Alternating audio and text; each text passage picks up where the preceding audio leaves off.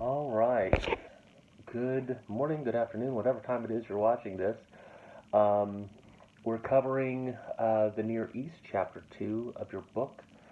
Um, ob- Obviously, one of the things that I want you to make sure that you know uh, as you're looking through these chapters, is any of the words that are highlighted or terms that you should know. So I would recommend making flashcards or something like that to make sure that you have those terms memorized. And the first one that we come to in this chapter is the idea of a ziggurat, a pyramid that has platforms with outside stairs and that leads up to a shrine at the top. Um, Ziggurats are common in many cultures. We see a lot of them in Mesopotamia, but we also see them in South America and other cultures of South and Central America, oftentimes associated with worship of sun deities as a way of uh, climbing towards them, sometimes associated with the afterlife or even with mountains. Um, During the time period that we're talking about, we're seeing more and more large urban centers. Um, and one of the things that we see with this, we've talked a little bit um, about how agriculture uh, and irrigation systems allowed cultures to grow more and more food. And what we see with this is these cultures that were able to grow increasing amounts of food um, were able to have enough left over for things such as trade with other civilizations that perhaps were not as well versed in agrarian strategies, but also that because they had more of it, they weren't just using it for base subsistence, just trying to get by. So they were able to use it to make other food products. It mentions in the book that up to half of the grain that was harvested at this time was used to make beer.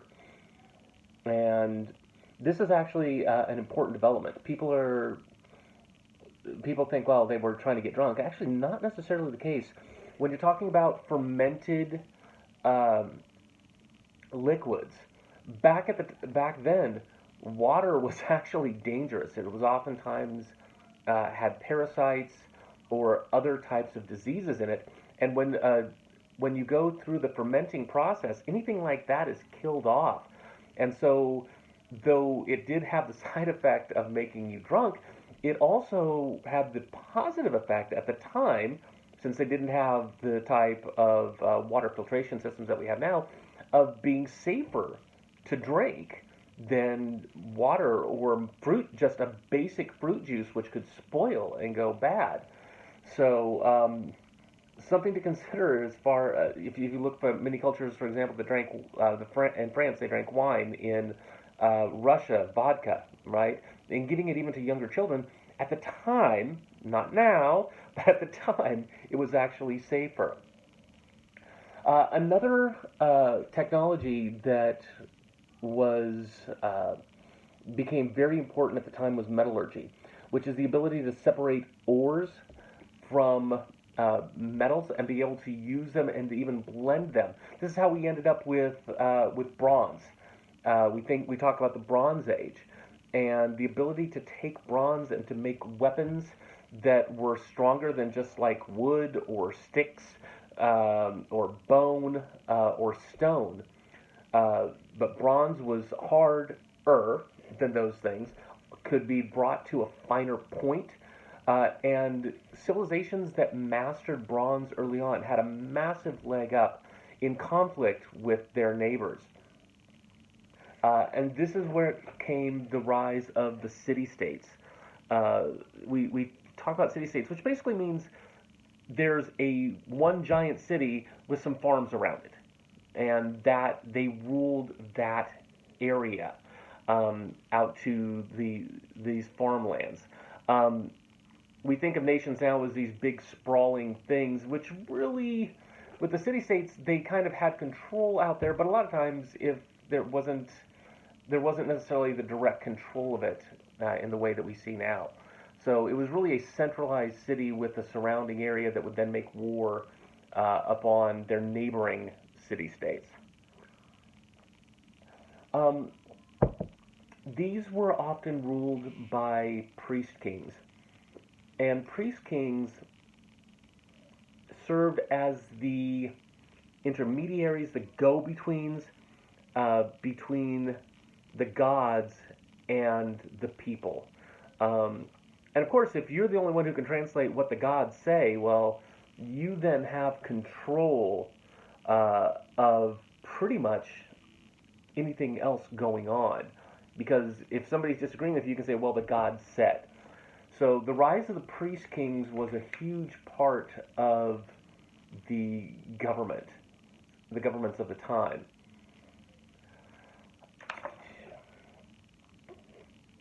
Okay, most of the religions at the time were polytheistic. In other words, they worshipped multiple gods. Um, there was you'd have everything for a god for birth, a god for death, a god for the harvest, uh, and these gods would be associated with various um, with with various professions, with various life activities, even with various concepts such as justice. The exception to that being the Jews or the Hebrews, who were monotheistic. They worshipped a single deity. Um, One of the things that the book mentions is the Akkadian cylinder seal. Just a term to be aware of, a cylinder seal was used. They would roll it out on a clay tablet to confirm receipt of something or that it was sent by somebody. Um, and this allowed basically an official chain of command to take place. One of the things to know is that to the Mesopotamians, human society was really a reflection of a larger universe. There was. We tend to separate ourselves in the Judeo-Christian tradition from the divine, but this wasn't the case for Mesopotamian religions. They were a part of what was going on, the bigger universe, and not just a part of it, but reflected these bigger concepts in smaller ways. Um, and pretty much every every element of culture reflected the divine. And so they tried to make their music reflect what they thought divinity would be. They tried to make their temples reflect what they thought divinity would be, their family life, right? All of these were supposed to comment on uh, how the things that the gods were supposed to do things. Um, if we look at uh, the panel on page what is it? Yeah, on page 38, um, we have a social perspective or hieratic scale, which basically they actually used the size of the people to reflect their importance within the society.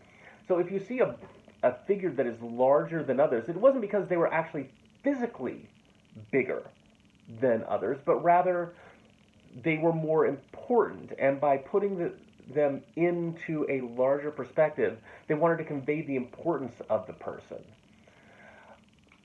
Um, Now, in Akkad, if looking at page 39, we come to a narrative genre, right? A narrative genre is a way of speaking that follows certain rules, that follows certain conventions for a story, right? We have science fiction, we have westerns, we have horror. All of these are various types of narrative genres. Um, and Sargon is portrayed in the narrative genre of what we call the rags to riches story, okay? Which was, for him, was very true. Um, he was an illegitimate child. He was deposited into the river in a basket. Does this sound familiar for the story of Moses, right? A Kai found him while he was getting water from the river, raised him as his own son. Okay? Um, and this becomes a standard trope or a standard type of story. All right? So when we hear the story of Akkad, and then we see this story again reflected in Exodus, in the Bible, realize that both this genre started with Akkad, and Moses, if Moses did indeed even write Exodus, which is up for debate, when this story was written about Moses, this would be a way of telling a story in a way that is familiar to people and of highlighting their heroic origins, of coming from nothing and being brought up into royalty. The Akkadians adopted a lot of Sumerian customs, including their style of cuneiform writing, which is a series of wedge-shaped letters, and you make these different wedges by cutting a reed at an angle, a reed from a river, okay? So go to a river, one of those tall stalks of grass, you cut it at an angle, and then it becomes a writing implement that you can put into wet clay to form the letters. We see the sculpture using lost wax technique, which is a really amazing technique by creating a mold around wax, and then you heat it up, allowing the wax to escape and leaving behind the impression of the wax.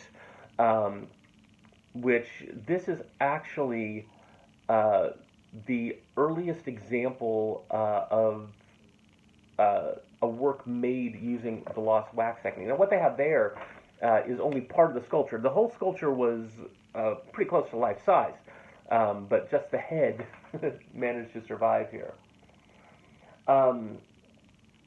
Okay, looking at page 40, talking about pictograms, which is the use of pictures as opposed to, well, the use of pictograms is the use of pictures to portray a concept. So one symbol represents a whole thing.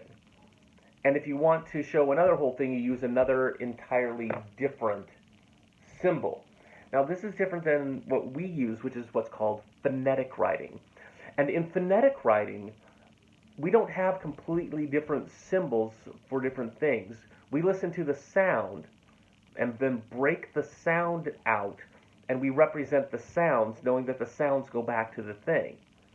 So we only have 26 letters in our alphabet, and different cultures who use phonetic writing have varying degrees, have varying letters, depending on the amount of sounds in their language.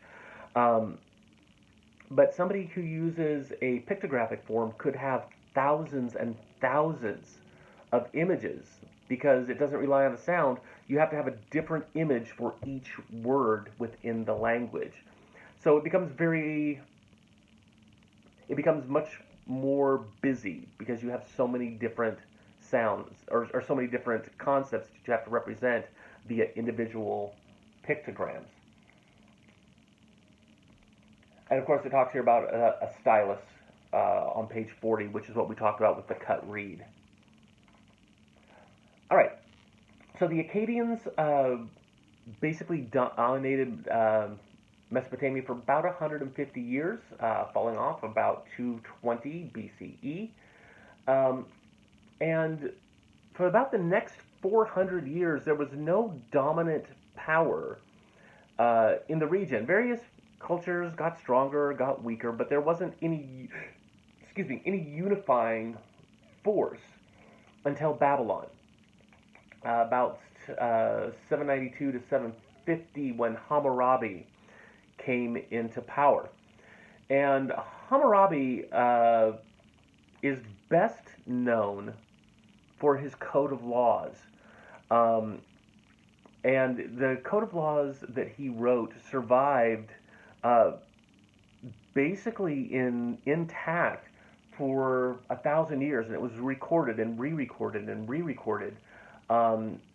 If you look on page 43, you see an example of that. The Stele of Hammurabi from Susa, about 7 feet tall. I want to say it's about 280. uh, 280 to 480 uh, different 282 separate articles on this steel, um, and so this it's not really comprehensive and systematic, but rather it's selective. It addresses specific issues and brings in Hammurabi's own judgment into this. Uh, but perhaps the basic principle that we see in this is one that we hear talked about even in the Bible, although it's interesting because in the Bible, Christ speaks out against it, and that's the principle of an eye for an eye, a tooth for a tooth. If you do something to someone else that is unjust, then that thing will be done unto you. Um, and this this applies, of course, to male citizens. It does not really apply, for example, to wives. It does not apply to women. It doesn't apply to slaves. Now, slavery back then was a very different thing than what we think about of chattel slavery here in the U.S. It's a very different concept. But slaves still didn't have the rights that citizens of Babylon did. Um, and the biggest concern throughout is the maintenance and protection of the family, followed by property rights and business rights. So this is what these largely concerned itself with. Now, the other thing that Hammurabi said within his code, and this is perhaps different. Most rulers, they ruled they ruled, they died, and when they died, when somebody else took over, then it was their judgment. And Hammurabi, directly within his code, said, I am Hammurabi, noble king. May any king who will appear in the land in the future, at any time, observe the pronouncements of justice that I have inscribed upon my seal. May he not alter the judgments that I have rendered and verdicts that I gave, nor remove my engraved image. If that man has discernment and is capable of providing just ways for his land, may he heed the pronouncements I have inscribed upon my seal. May the seal reveal for him the traditions, the proper conduct, the judgments of the land that I rendered, the verdicts of the land that I gave, and may he too provide just ways for all humankind in his care. I am Hammurabi, king of justice. So Hammurabi wasn't just interested in justice for his time. He knew that people could be fickle. He knew that people would attempt to change the law in their favor when they took over.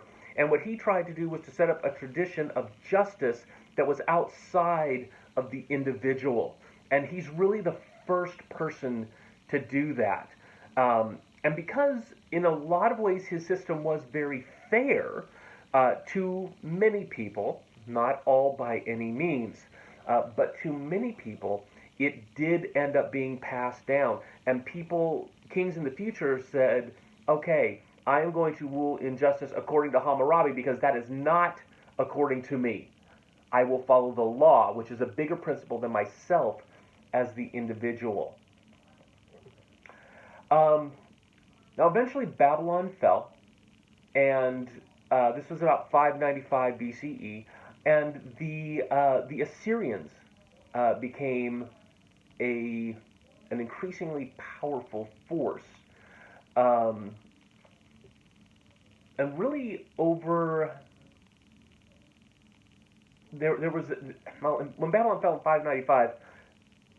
There was a period of disruption before the Assyrians started becoming more and more dominant, which is common. There's not always a direct handoff in power. Squabbling between people trying to take that role was not uncommon. But Assyria ended up becoming the more powerful regional force. Now, one of the interesting things about Assyria, and your book doesn't really talk much about this, is the ability of women within the culture to actually hold important roles, all the way up to being rulers and leaders and military generals and warriors. Uh, the warrior women of Assyria were noted. They had tattoos that associated them with the warriors that they with the military units that they served with.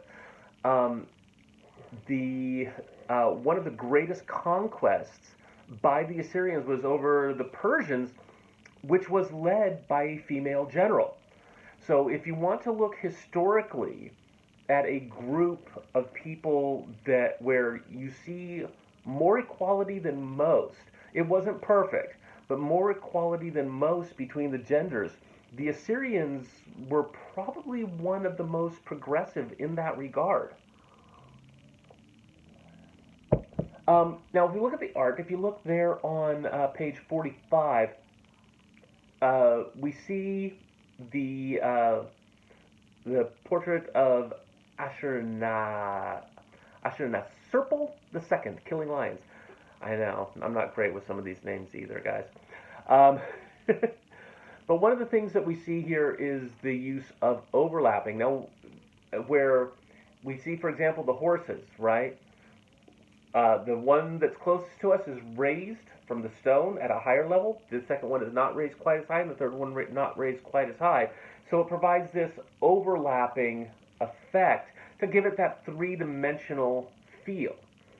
Now, one of the other things that we see here that's really interesting is the synoptic view. And within a synoptic view, what ends up happening is several things that actually happen over a period of time seem to be happening simultaneously. We're supposed to know that as we look at them in a certain order, that the events unfold in that order. Kind of like comics, right? We read this way and we know that this thing happened and this thing happened and this thing happened. So if we look on the left-hand side of that image of this synoptic view, we see the king shooting arrows at a lion, right? And we see several arrows in the lion. But then if we look to the right, we see the lion under the horse's hooves, now dead. Okay? These things happened at two different points in time, obviously. He didn't kill the lion and have the lion under his horses simultaneously. But we're supposed to know that, okay, because this thing happened over here, and then we see the lion dead over here, that this took place at a different time.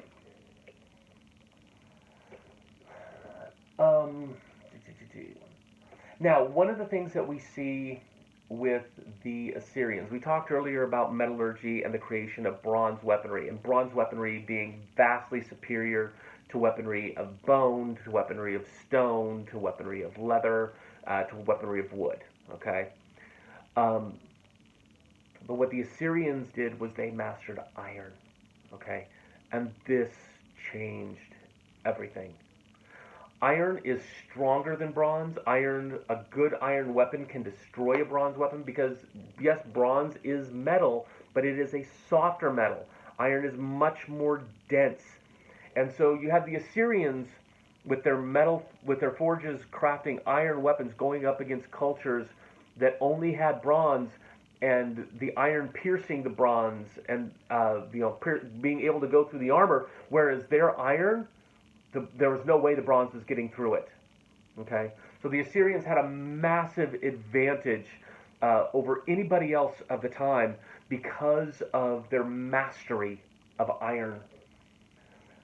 Um, the the Assyrians were not just a warlike culture, though. They also had a great deal of culture.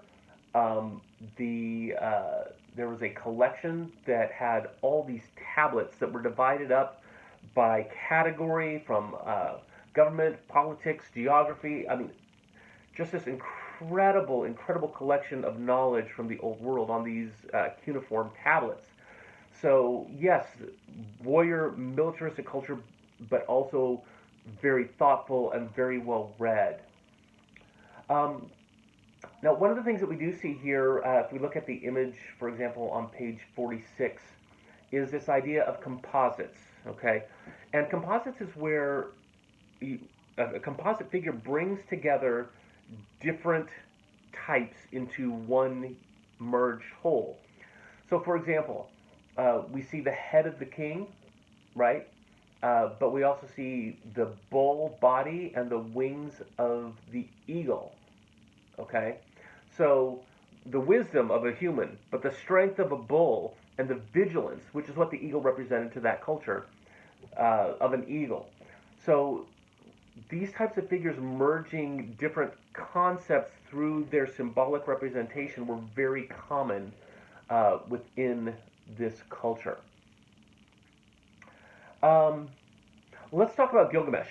The Epic of Gilgamesh, when it comes to literature, if we think of literature of the world, okay, the Epic of Gilgamesh has got to stand as one of the most important works when it comes to literature of the world because it is one of the very earliest long form works that we have. Um,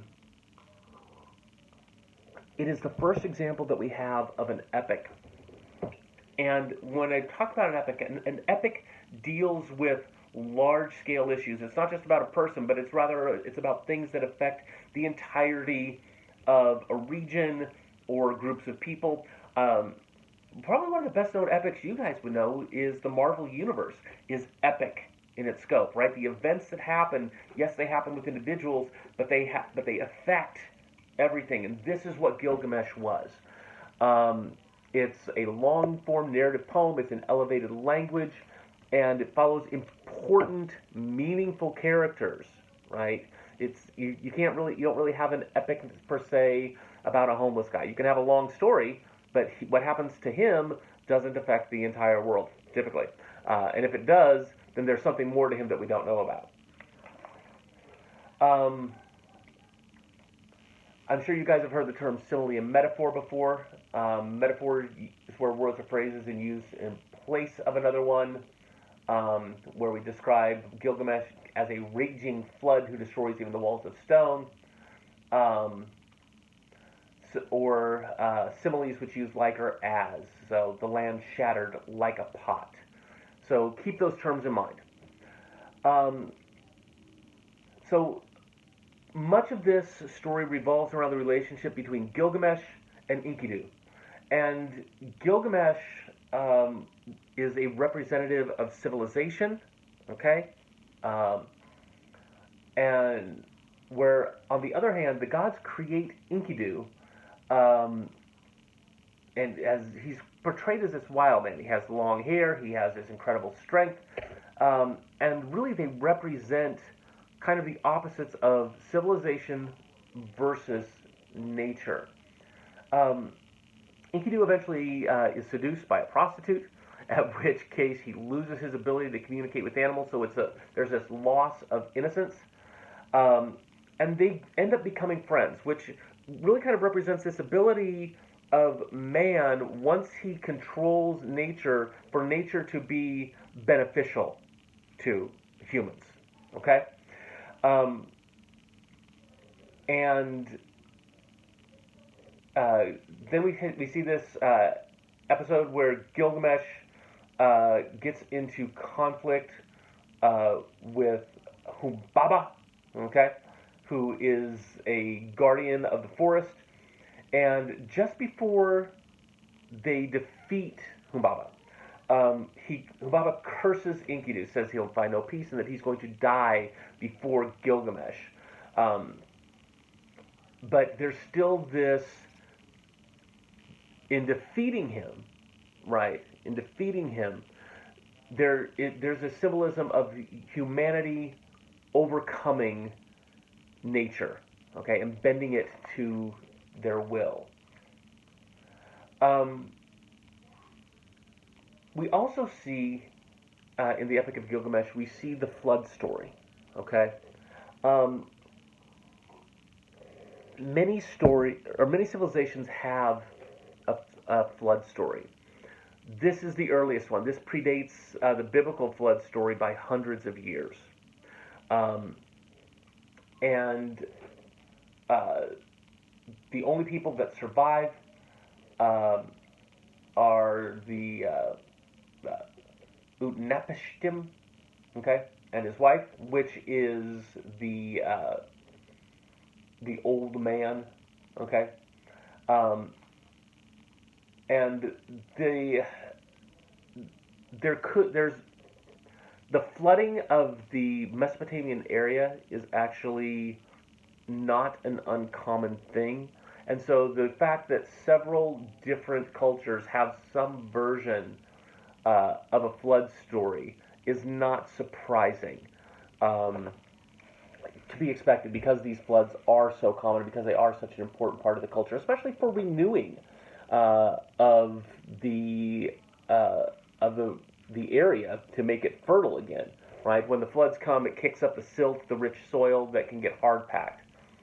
Um, when the gods discover that Utnapishtim survived, they're upset. They wanted to destroy everybody, um, but instead they grant him immortality. Um, and so Utnapishtim actually is going to give Gilgamesh uh, the secret plant, the fruit, right, that will allow him to live forever.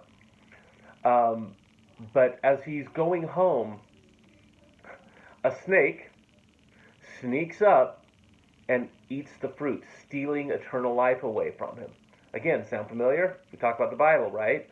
There's a fruit that can keep somebody alive. A snake, because of humanity's carelessness, that fruit is stolen away from them, and they lose eternal life. And again, this story predates the biblical story by hundreds of years. Um, Now, one of the interesting things about Gilgamesh, of course, is that Gilgamesh, while he is a god, he is two-thirds god. He is also one-third human. And so the story actually emphasizes both his divine and his human nature.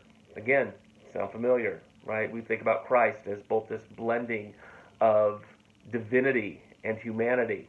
Um, Gilgamesh beat them to it.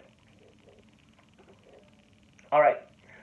Speaking of that, let's talk about the Hebrews a little bit.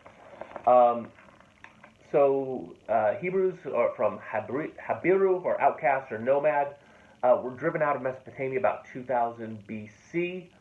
Um, their tradition says that the delta of the Tigris and Euphrates rivers, where the Garden of Eden was located. Um, and Abraham of Ur, a Hebrew, ended up leading his people into Canaan, okay, to escape from the Akkadians and the Babylonians. Now, there's no historical evidence to support this story. This is simply Judaic tradition. Um, and the records that we have come from about 800 to 400 BCE, or about 12 to 1600 years after the events supposedly took place. So there is nothing from the time that we have to support anything, to support any of these claims. This is simply a recording of Hebrew tradition. Records end up, they recount the Assyrian conquest of Israel, the Jews' exile to Babylon, and after the destruction of Jerusalem by Nebuchadnezzar, and then their eventual return. So we have to be careful not to read this these records that have been consolidated into the Bible as accurate or from the time. Again, they're simply tradition that has been mythologized. The Hebrews were monotheistic, unlike other people of the time. They worshipped a single God, Yahweh, a name that is actually not supposed to be said, according to Hebrew tradition. The Hebrews were very patriarchal. Their God was very definitely male. Whereas when you look at most of the peoples of the time, some of the most powerful beings within their pantheons were female. And this led, in many cases, to a devaluation of women within the culture. Um, they were said that they were to be a chosen people. Now, unfortunately, what has happened within Christian tradition is they have interpreted chosen people to mean they have been chosen or selected over other people. When in actuality, what was meant by chosen people is they were chosen to be moral leaders, not to rule, but to be moral leaders and to represent God. Um,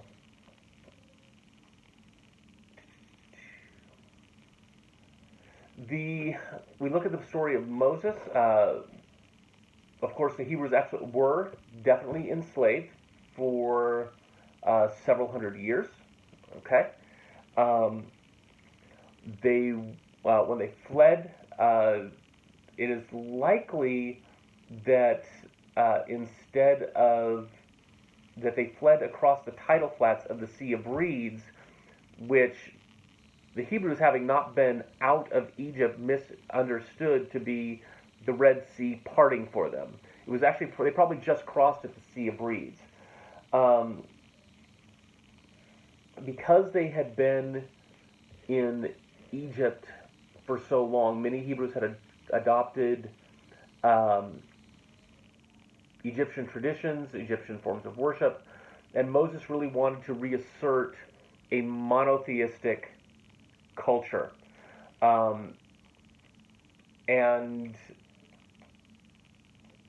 so we end up during these 40 years of being outside of Canaan, with the Hebrews in many ways gathering forces to prepare to invade Canaan.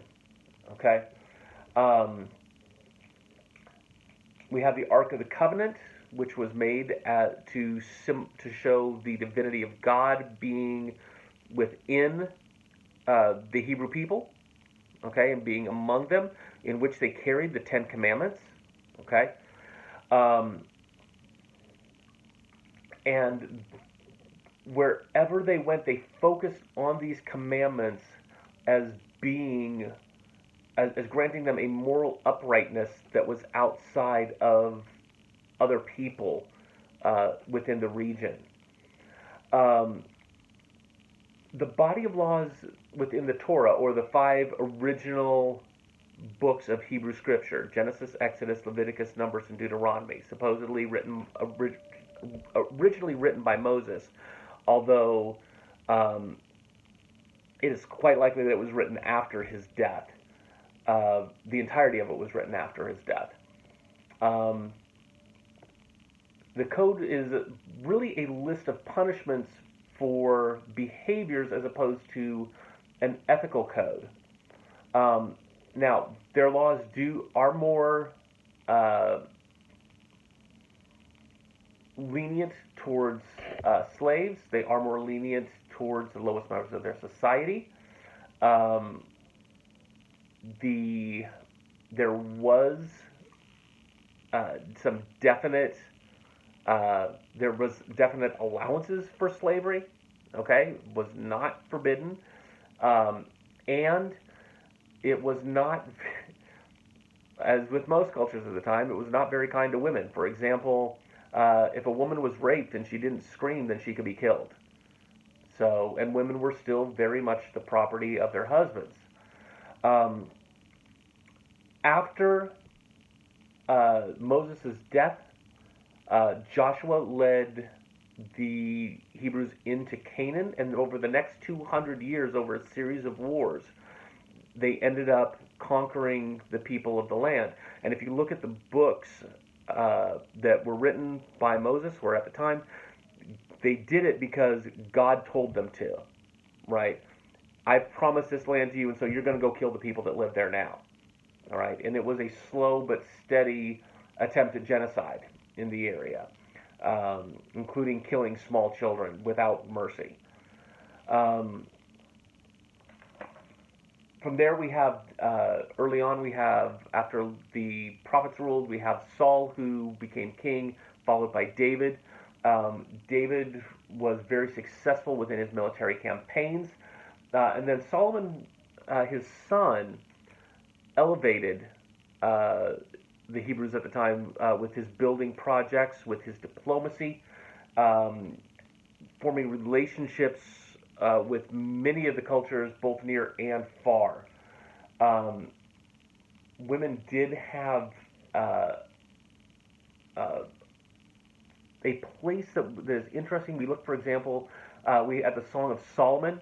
Okay, people are like, well, Solomon wrote this. It's actually likely that Solomon didn't write it. In fact, there's a good chance that Song of Solomon was written by a woman, um, and it is one of those texts that uh, there are many Christians who wonder how it ended up in the Bible because it's pretty. Um, it's pretty risque in a lot of ways, but it's this amazing story. And people try to say, well, it's this representation of Christ. No, look, it's a sex poem. That's what it is. It's a sex poem, and if you accept it for what it is, it's a beautiful, beautiful work. Um, okay, now after Solomon died, Israel split. You ended up with Israel in the north, and you ended up with Judah in the south. And during this time, you had prophets. Now, we think of prophets as somebody who tells the future, and that's really not what was meant by prophet. Prophet meant that this is somebody who spoke on behalf of God, okay? Not necessarily telling the future, but somebody who spoke on God's behalf. And the prophets had no problem coming into the court of the king and saying, "You're being an ass," and calling them out right in front of their court. And you can't really do something to a prophet because they speak for God. So the prophets really instructed the people, guided the people. There were still kings, but the prophets had a lot of influence at the time. Um,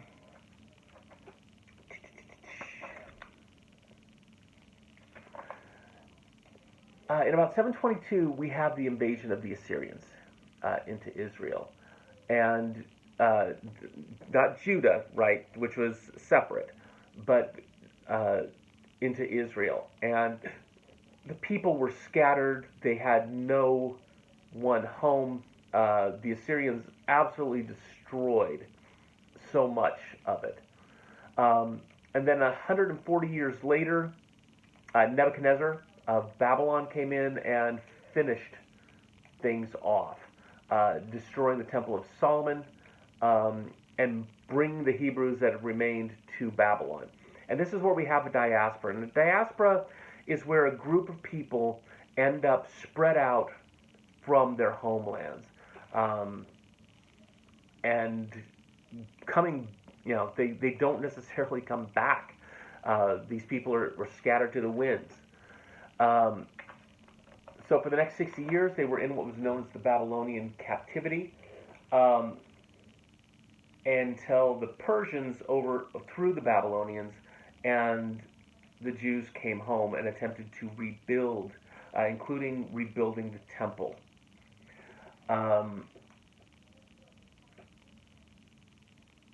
Perhaps one of the most important effects that this culture has had on the world is this concept of what we call ethical monotheism, which is the idea that there is a single benevolent God who wants us to live in a proper way. And this belief has shaped the three great monotheistic cultures, which all came out of this early civilization. Of course, Judaism, Christianity, and Islam. And people are like, well, Islam's a different thing. No, it's the same God. It literally means God. And the origins of the of even the genetics for both the Islamic peoples and the Jewish peoples, it's the same genetics. They are both descendants of Abraham. So people try to separate these things out and say, well, that's a different thing. It's a different interpretation, but it's the same God that is being worshipped in a different way, but it is the same God. Okay. Yeah. Okay, so Nebuchadnezzar really wanted to make Babylon the most remarkable city in the history of the world. Um, he set about making it beautiful and taking time and effort and money and investing in this city. The Hanging Gardens of Babylon um, were one of the seven wonders of the ancient world, and they were massive and they were sprawling. Um, just an incredible thing to behold. Um, the ziggurat that in Babylon, the Marduk ziggurat, is often interpreted, thought to have been the inspiration for the biblical story of the Tower of Babel that was supposed to be an attempt to ascend up to heaven. Um, Eventually, the Babylonians, as I mentioned before, were conquered by the Persians. Cyrus II, um, and he set about trying to conquer as much of the world as possible, including the battle that we'll talk about later, the battles with the Greeks. His the war with the Greeks is legendary, but we're going to talk about that more when we talk about the Greeks here shortly. Um, we see a reflection of the Egyptians within the fluting, okay, these vertical channels within columns that basically kind of made the pillars look lighter than just a solid block, right? It provided some depth and texture to the pillar, okay. Um,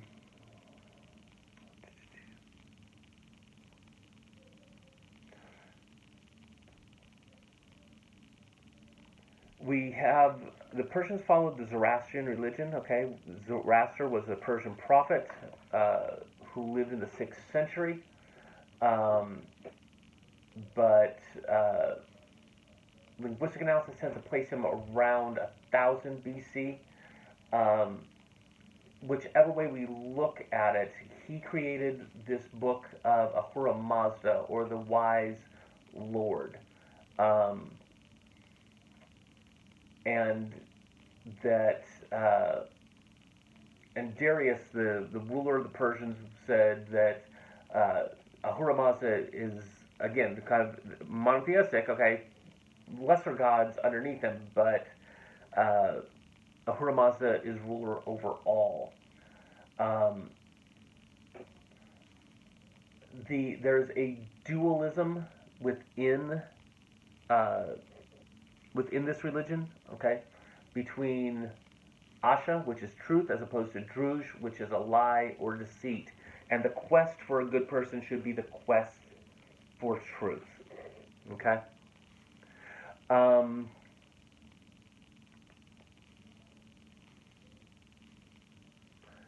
if we look on 63, it discusses the obelisks.